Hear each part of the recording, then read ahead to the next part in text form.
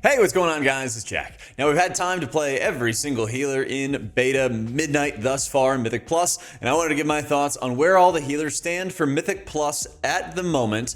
And while strength can vary all the time, I want to think about which healers are feeling the most complete with their kit and being ready for healing high-level dungeons and challenging content. Starting off with our list, we've got Resto Druid in the Great tier.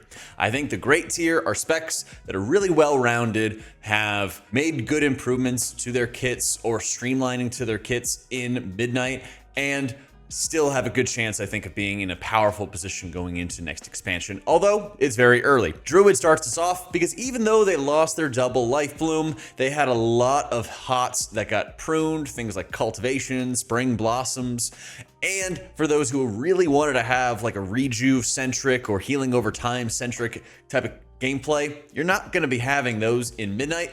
It is going to be very similar to what we've experienced in the War Within, which is very regrowth heavy, and your hots are more of like mastery stackers to allow your regrowth to do more healing. That being said, the way that they have adjusted the spec going into Midnight has streamlined a lot of abilities, gotten rid of a lot of unnecessary like hots that didn't really do a lot except for just adding another mastery stack.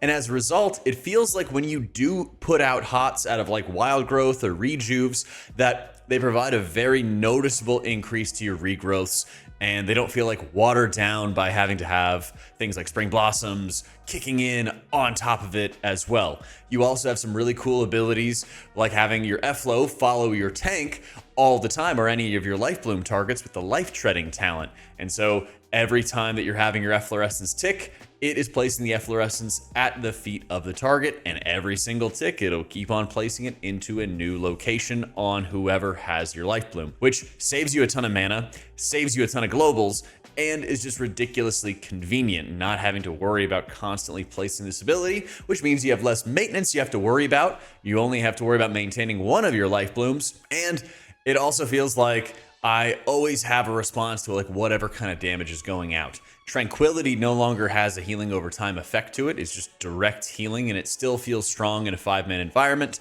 And Convoke, as usual, still feels really powerful. You have your Treants, which are automatically spawning off of things like your Wild Growth from the new Grove Guardians talent, and so they're kind of just passive and they're kind of just there.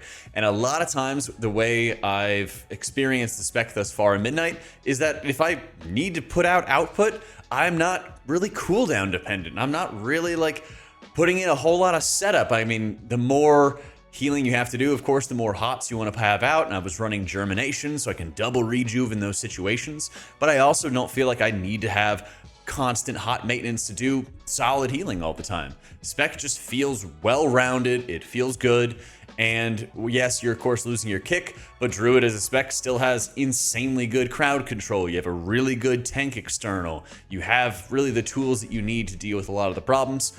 Algathar Academy has a very major poison, which needs to be dispelled, which Druid can do. And there's a couple different curses in the dungeons, especially in Pit of Sauron, where the curses that you have to dispel in there are actually really substantial heal absorbs.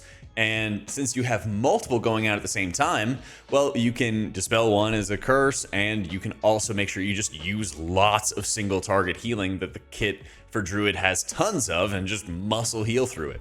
You really have an immense amount of tools and really strong single target healing. It also seems like it's the most expansion ready of the healers going into Mythic Plus in Season 1 of Midnight. While we're still figuring out how the raid frames are going to work for next expansion, it is really nice there's less that you have to focus on when it comes to like the hots on the frames, since there's been so many of them that have gotten pruned. Because there's times where I feel like, especially with long hours playing the game, there's so many different little things that you want to focus on, and that's why I tried out today's sponsor for a video, MH1. It's a premium focus formula that's designed to improve your clarity, concentration, and just everyday energy, which was really interesting to me when they offered it, because I often have moments where I just will kind of lose focus about halfway through the day, especially that like after lunch crash that I've experienced.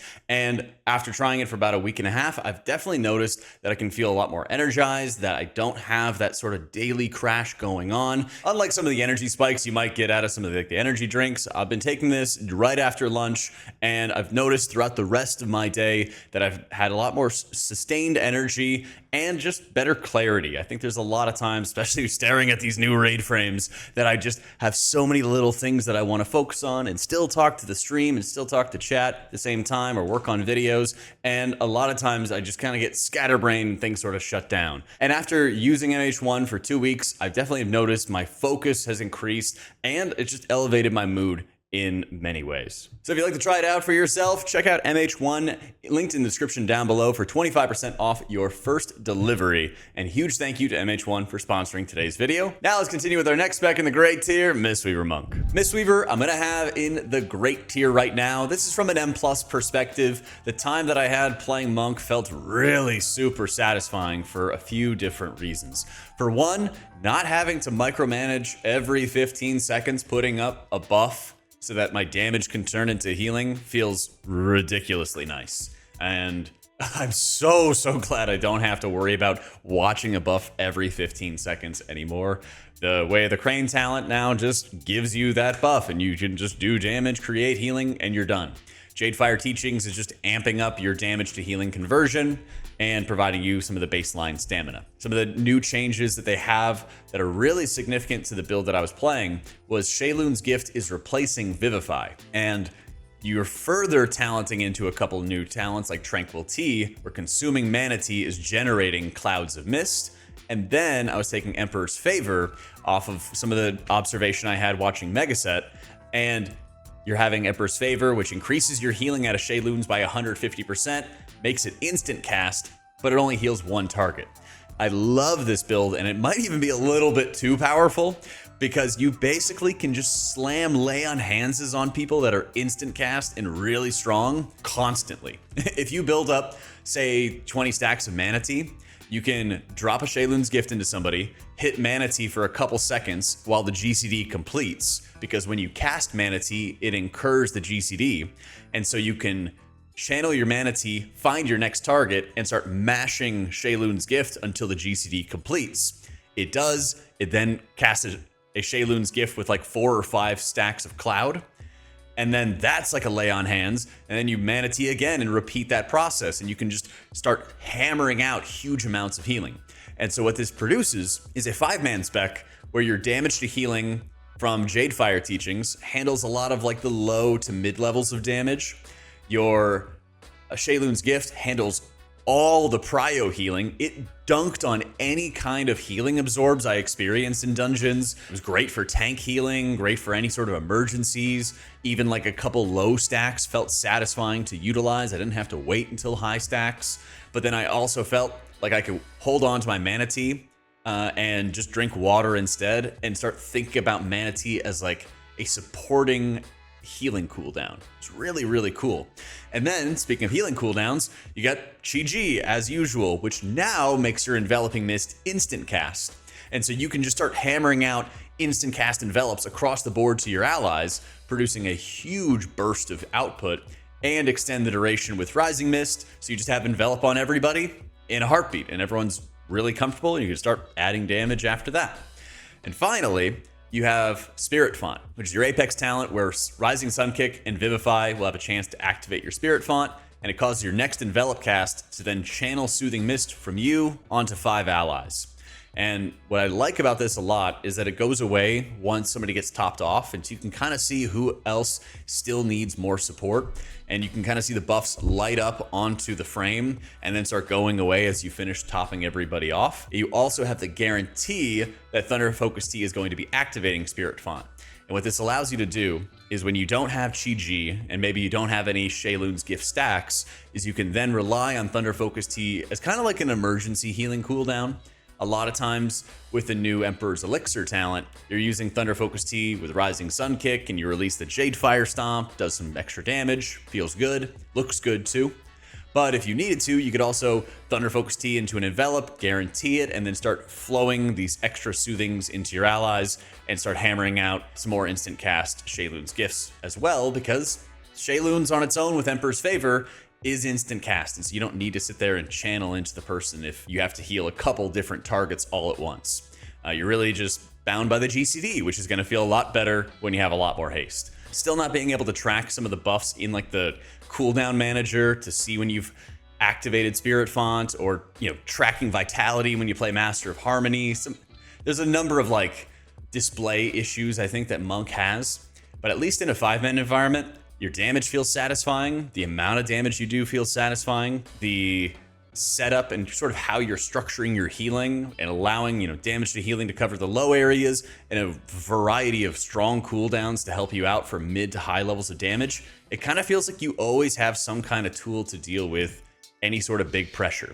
Yeah, you obviously don't have a great tank external in Cocoon, but what else is new? Unfortunately, that's just kind of how it goes. But I think the class tree feels good. The spec tree feels really good thus far. There's always, other talent options that you always want to take, and it always feels like there's good competition there. And being able to have a constant, really powerful single target heal has been something that I've kind of missed when I play Monk compared to other healers for quite a while. And I never really felt like I had that capability to do huge single target healing. So I hope that it doesn't get too heavily nerfed, but I wouldn't be shocked to see this Emperor's Favor get tuned down from, I don't know, 150% to 100%, and it would still be really strong. Getting into our mostly good tier, these are specs that I think have had good improvements, especially since Alpha, in particular for some of them, but I think there's still always going to be more things that they could do. Evoker has had a lot of pruning going into Midnight, and in fact, it feels like one of the most changed healers. Not having Emerald Communion any longer, you can no longer echo Lifebind, so your Lifebind ramps aren't as big of a function, and it seems like there's just less overall tools that you have access to. But there's also a lot of streamlining that the spec has gone under. Talents like Call Ysera that were extra setup requirements for using your Verdant Embrace to buff up your Dream Breath are now just flat increases to your Dream Breath. Spirit Bloom is gone, but it's been folded into your Apex talent, Marithra's Blessing, which after your Dream Breaths are cast, you're getting a guaranteed Spirit Bloom effect that is cast off of Reversion. So you'll cast a Reversion onto an ally, and then it basically activates a Spirit Bloom.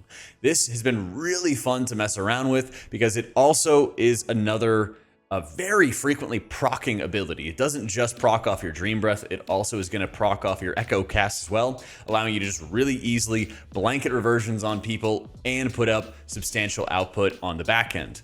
I've noticed, especially when you have only a couple like major cooldowns at your disposal as compared to before, you really are able to lean a lot on your Dream Breath to do either the healing over time component with the 1 stack and power, or there's even been moments I've messed around with just having full stack and power Dream Breaths, and it feels really rewarding by taking the time to charge those up. I've also noticed that there's still a lot of setup, especially compared to all of the other healers on this list.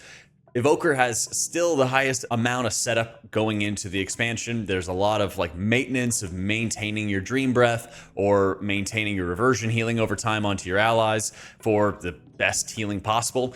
But you also get a couple benefits with some of the talents that they've added into the mix. One of them is giving you access to 2 charges of your Verdant Embrace, which can feel really super satisfying when you're in these situations and you need to do a lot of spot healing. Instead of leaning on your Verdant Embrace as a setup tool or ability or anything, the Wings of Liberty talent gives you a second charge of it, and your Flame Shaper talent with Consume Flame no longer has Engulf as the activator, it actually has Verdant Embrace. And so when you Verdant Embrace an ally, it's consuming the Dream Breath duration and increasing the healing onto that target by a really substantial amount.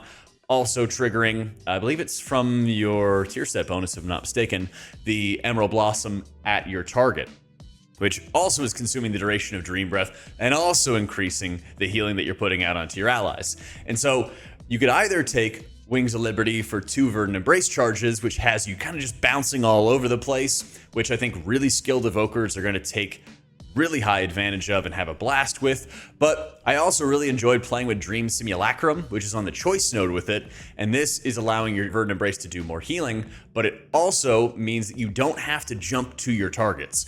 This was insanely high convenience, and I felt really confident just using my Verdant Embrace as a spot heal constantly in any of those situations. But with how Flame Shaper looks and how strong that it looks, there's a really high chance you're going to want to have 2 charges of Verdant Embrace to play around with, but at least it's nice that you can kind of have like that crutch ability so you don't have to jump to the targets if you're going to be like a little bit worried about it. I still think that this spec needs maybe a little bit less setup or something along those lines. Maybe even like some kind of convenience cooldown to help you catch up quickly. Rewind kind of does that, I suppose. But obviously, still a super unique spec going into the expansion. It feels really powerful. And most of the time in the War Within, it never really felt like output was the issue, so much as dealing with like unexpected damage.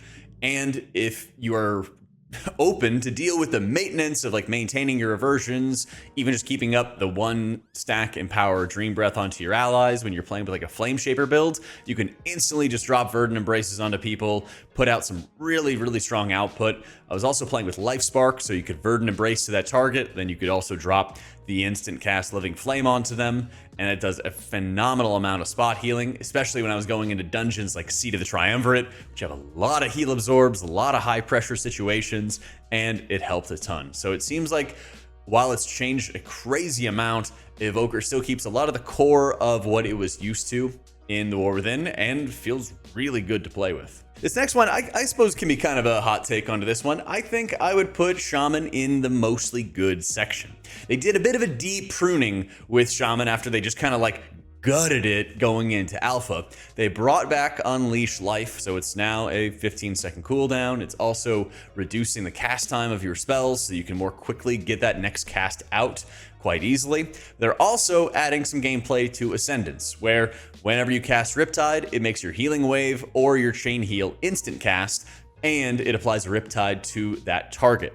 It's a really nice way to just have a little bit more gameplay, a little bit more thought put into the mix, which it really did not have before when we were testing it in alpha. The Apex talent with the Storm Stream Totem basically causes your Riptide to give you a new charge of this better healing stream totem, and there's still a little bit too much passive healing for my taste getting rolled into this spec and kind of pushed upon you. I actually wish there was a little bit of thought getting put into how you might play around these totems, but since Unleashed Life is back, your totems aren't spawning ancestors anymore, so that kind of eliminates that sort of thought process in the mix.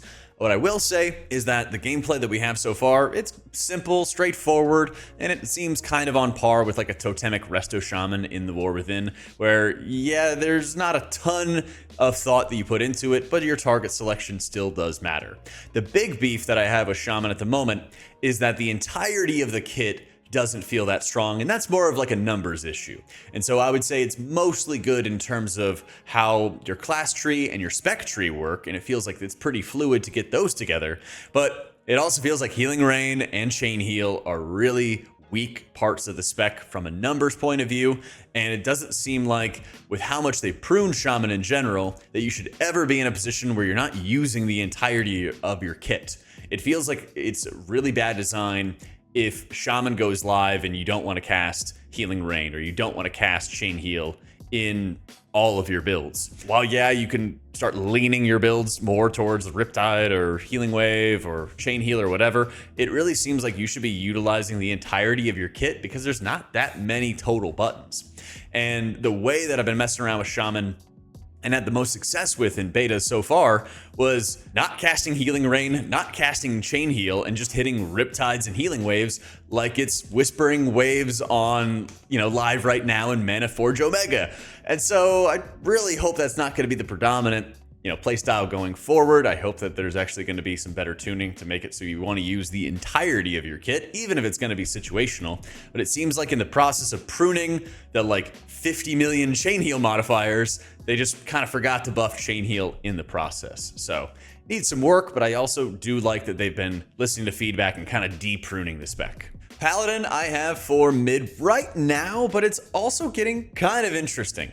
If you haven't seen some of the changes, they have this Beacon of Savior that is coming out that is basically this rolling beacon that's permanently up and constantly jumping to injured allies. Whenever a player gets healed to full HP with that beacon, or when somebody else drops below 30%, the beacon jumps to that target and your direct heals will then cleave onto them just like a regular beacon. And if you directly heal them, you also heal them for more. And this is really helpful with where Paladin kind of is in general. With the Herald build that I was running in beta thus far, I really enjoyed the ability to just get fat Holy Light casts into a target and then push up health bars really quickly. That kind of seems where Herald is at the moment, that your Shock, your Eternal Flame, even your Flash casts on Virtue targets all feel kind of on the weak side, probably undertuned, but getting really huge Holy Light casts with a new talent, Divine Overload, where your Holy Light healing is increased, but its mana cost is also increased to compensate. This allows you to basically, while Wings is up or without, have Virtue out on your allies, cast a really strong Holy Light, push up health bars really quickly. The downside is that it's a slow cast, it has no benefit from infusion, and it just burns crazy amounts of mana. In general, the like builder spender playstyle for Paladins still exists. You still have your Eternal Flames rolling when you play with Herald, and you're kind of trying to lean on your flash buffs that are coming from Moment of Compassion, where it heals for more when you have your beacon on your allies. And you can basically Virtue everybody, drop those flash heals, and push up health bars for like medium levels of damage. But when I was experiencing builds where I didn't run any Holy Light, I basically found that I just didn't have a tool to push up health bars and kind of save lives whenever danger was kind of striking. My spenders just didn't feel like they did enough, Shocks just didn't feel like they did enough, so I swapped to Divine Overload and Hand of Divinity so that when I hit Wings, I could basically just smash down a huge Holy Light, push up health bars, keep everybody safe and keep everybody healthy. That really helped solve a lot of the issues for the spec, but like I mentioned, a lot of the tuning just kind of feels like you're not really doing enough, and maybe that's because I just wasn't casting and like focusing on my Beacon of the Savior enough throughout a lot of like my early testing. And so perhaps they're just thinking that you're gonna have this perma 20% healing buff and you're just gonna run around and find the beacon on all your allies and just laser focus them. The problem kind of comes if this was a raid environment, then you have to search your way through 20 raid frames to find a little golden buff onto them, which is not great in the world of healing frames as we know it, where you can't make your frame highlight for a specific thing. So I would say Paladins at like the mid-level, because it almost seems like, to me, the Apex talent's kind of holding the spec hostage, where it feels like you don't really do as much healing with all these direct healing spells because it's anticipating you might be casting directly on it or min-maxing some of the cleave healing, perhaps. I don't know. But maybe Pally just needs some more numbers, something along those lines. Holy Light, they want to have a place for the spec, but it's almost like it's also kind of holding the spec hostage, where they're like, whoa, well, like, yeah, everything in Holy Paladin's really mana efficient in Herald, but it doesn't really do that much healing. So to do big healing, you have to cast the Holy Lights, and that's how you're gonna push up health bars and deal with burst damage. But that's slow, for one, and it's really at its best when you have other modifiers juicing it up, whether that's like the Hand of Divinity, instant cast lower mana cost to be more mana efficient, or with it just like having, you know, virtues up or something like that. So I would say Pally's, it's getting there. I could definitely see a world where a couple quick changes can make all the difference for it. I do really like the change they made to Crusader's Might, now that they got rid of Crusader Strike. We'll talk about melee wings in a second though. But the Herald Crusader Might, your shock is reducing the cooldown out of your judgment. So I did have some moments where I had some dead air when I was playing, but I think a lot of that also came down to not properly min-maxing Crusader's Might and making sure I'm keeping my judgment on cooldown and then using my shocks to fill in. And when you play it properly, it feels like you constantly have holy power to build and spend and use as best you possibly can. But when you misuse it, of course, there's kind of these moments where you don't really have any holy power. You have to just like hard cast flashes, which feels kind of weird to build up some resources. It's a spot you'd rather not be in. By the way, if you want any of these talent builds, they're also in my Discord with a little link in terms of all of the gameplay they have. Now, AC Lightsmith did feel kind of interesting. For some reason, they have your Holy Armaments replacing your Divine Toll, and you have to spec into Divine Toll. You can't spec into Holy Prism or anything with this. I expect some things to be fixed with it. But what I did with this build was I tried to make sure I was really min-maxing my judgment. And it's because when you have Avenging Crusader, the button gets replaced with Crusader Strike when you activate Avenging Crusader. So I have, you know, Avenging Crusader on my 1, and then you would just keep on spamming 1 and you start hitting Crusader Strikes. That being said, Crusader Strike's kind of weak, especially compared to Judgment. A Judgment does like 3 times more damage. And since the Crusader's Might talent was changed, you want to like Judgment and then spam Holy Shocks to get more Judgment back, because your Crusader's Strike doesn't really do that much damage, and then accordingly doesn't really do that much healing. So it's a weird imbalance, probably just a tuning issue to like get it right. But you're basically just like Judgment Shock again and again and again. And if you enjoy autopilot healing that way, where you're just smashing a damage rotation and doing healing, you're probably going to enjoy this, especially when they fix some of the tuning around Crusader Strike and make that a higher priority cast with the numbers. I did it in like an Algathar Academy, which is probably like the best environment to really do it in, because even though it was a higher key, it was also very straightforward in terms of when the damage was going out, to the point that you could just Virtue, pop wings, smash a bunch of judgments on targets, and like do very easy healing. The build, you know, as always, just like it has been in the past, it's pretty straightforward, doesn't really require a lot of like micromanaging or anything along those lines. And I did take a couple Holy Light talents just in case I got into a bad spot and didn't have my wings to start damaging and healing my way through it. But at the same time, I personally would like to have the preferred build be Herald thus far, but it seems like they have a more clear idea as to what they want to do with like Lightsmith and Avenging Crusader, and the way they've changed Awakening, so it no longer procs wings, it just makes your Judgment crit, it just makes it hit really hard, which is perfect for something like Avenging Crusader. So design-wise, I kind of like that I don't have random wings. I think it makes regular wings feel more special and feel more powerful. I feel like the either Holy Light's design or the Apex Talents design, or maybe a combination of both, make your regular healing, your consistent sustained healing, feel really weak and really unsatisfying. And that's a really big concern that I have for the spec going forward, and it might get fixed with just some number rebalancing. But what I really see so far is wings, yeah, historically has felt ultra strong, and it does here, which is really nice. But at the same time, my sustain feels really, really weak, and I'm leaning on enormously expensive abilities that are slow to cast in order to sort of fill in the gap.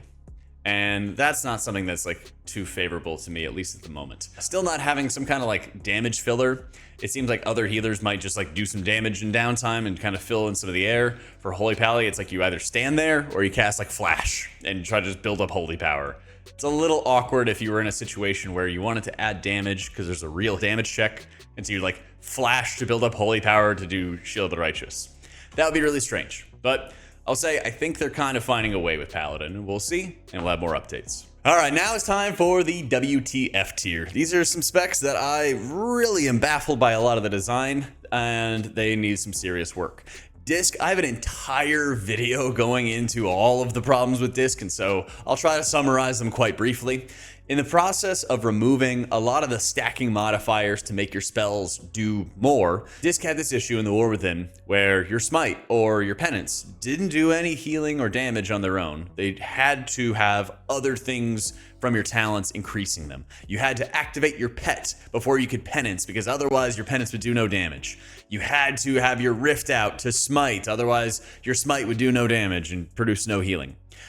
They got rid of an insane amount of modifiers going into Midnight. There's no more Shadow Covenant, for example. There's no more Schism, for example. And that's helped a lot in trying to raise the floor of our abilities on their own. But at the exact same time, they put an insane amount of power into our Apex talent, the Void Shield. And this is a powered shield that is like 3 times stronger than a powered shield. Plus, when you cast it, it also hits 2 other allies. And it's absurdly powerful, and it's absurdly strong. They've already had to nerf it a little bit from Alpha, and they honestly still should be nerfing it as well. It's way too much of our overall healing, both in keys and in the raid testing that we've done so far, and it comes at a cost. In order to balance your healing with everybody else, you know, they raise the Void Shield output and they lower all of your Atonement, with Atonement getting some nerfs throughout beta. This just feels really bad. Feels like your damage doesn't produce healing, and that's the core of Disc Priest, you might have imagined. And it makes, you know, raid testing not as fun. It makes M+ not as fun. It gets you into situations where you're, I don't know, even you play Oracle and you're trying to use some defensive penance to try to be able to kind of close the gap. But about every other penance cast, you get a Void Shield and you feel incredibly strong on those 3 allies for as long as, of course, they linger. Unfortunately, there's been some bugs on beta where sometimes your void shields are not going to all the targets, and so you might be leaning on this shielding to help you deal with a hit because you don't really have any other atonement sources to top everybody. And then it just only, casts on one target, or it doesn't cast on 2 other allies that you expected it to. It's been very, very strange. So I think the Void Shield, the Apex talents come at the expense of the rest of our core kit.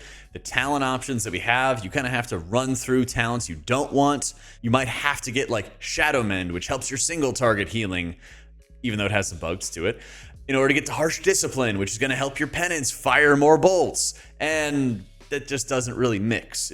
There's a lot of times where Oracle helps your non-atonement healing, it helps your shielding, and then Void Weaver's focusing on your raw damage to increase your atonement output, and then you have to kind of run over each of them because the talents are so meshed in together and intertwined in a really awkward fashion. Some bright spots, I will say, is that your dots actually feel pretty good in the midst of kind of shaking everything up, and maybe this is also why our damage from things like penance don't feel that satisfying, is they actually did make your dots feel stronger, so I was able to play with an expiation type setup, which is a talent I really enjoy, but at the same time, it still feels really, really weak because our void shields are so powerful. So the spec not only needs some tuning and just kind of rebalancing for what has power in your spec, but it also needs some serious adjustments when it comes to your talents and where your power is really coming from and how you can optimally kind of route through that tree. Bright spot is the class tree is a bit better, which is nice for both Disc and for Holy, which I would also put in the WTF tier. Holy Priest lost heal, and you no longer cast Renew, but you have passive sources from Lasting Words, which is applying Renew whenever you cast a Holy Word, and from Benediction, which is also applying Renews based off of Prayer of Mending heals. So you could still kind of have it around. The nice thing is that they got rid of a lot of extra modifiers where you had to set up, like cast a Holy Word and then cast a Flash Heal or a Prayer of Healing and consume that extra heal buff from something like Resonant Words. Those things don't exist anymore. And so a lot of your baseline spells feel like they are a little bit more like standardized and they're a little bit more straightforward with the output that they're doing, which is, of course, really nice. I will say, though, that a lot of our kit feels very imbalanced and unsatisfying. The Apex talent, got a trend going on here, is just activating Cosmic Ripple, which is I think one of the worst talents that Holy Priest has ever had, because it's just fluff healing. And our mastery is literally just fluff healing on top of it. And so again, it's the big pie chart where like, if you increase one area, you're forced to decrease another. And so what happens is we have this talent whenever your Holy Words come off cooldown that a small ripple of healing bursts out and heals 5 allies. And it heals them for about 8,000. We have almost 500,000 health.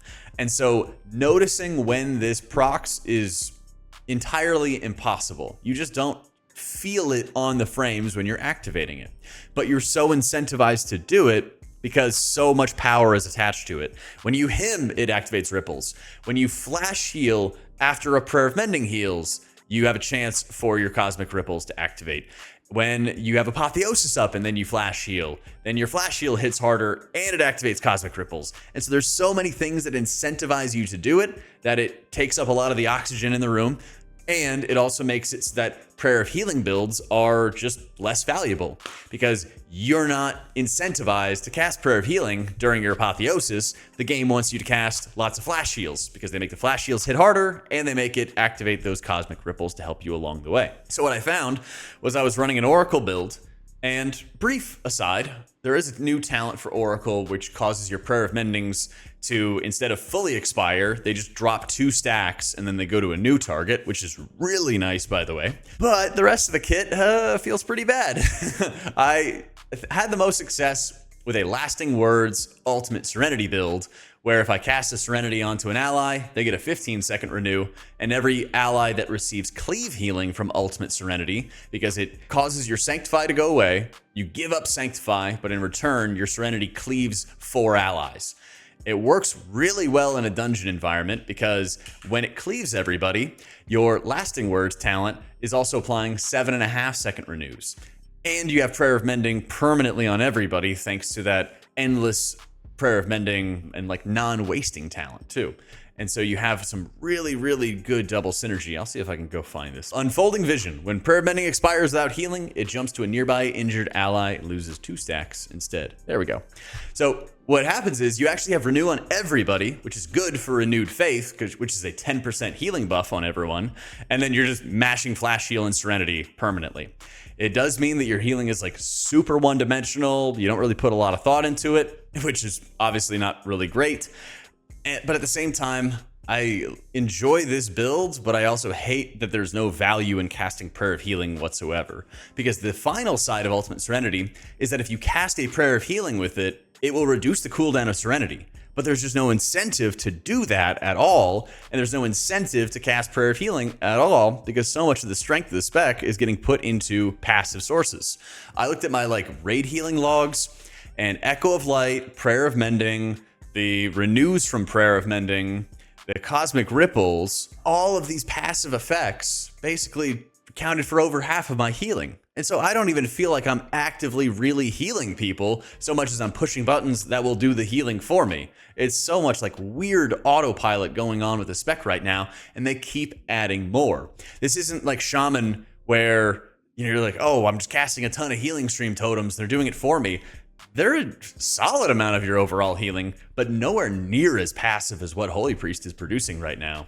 And it comes at the cost of your Prayer of Healing, it comes at the cost of your Holy Words feeling strong, and it leaves the spec feeling like there's not enough that you are doing to help keep other people alive. And that's why I have it in the WTF tier, because there's not enough healer agency when you're playing as Holy right now. And I think that's a massive, massive issue that goes beyond just bumping up numbers in one area and dropping them in another. So I really hope that they take a look at it.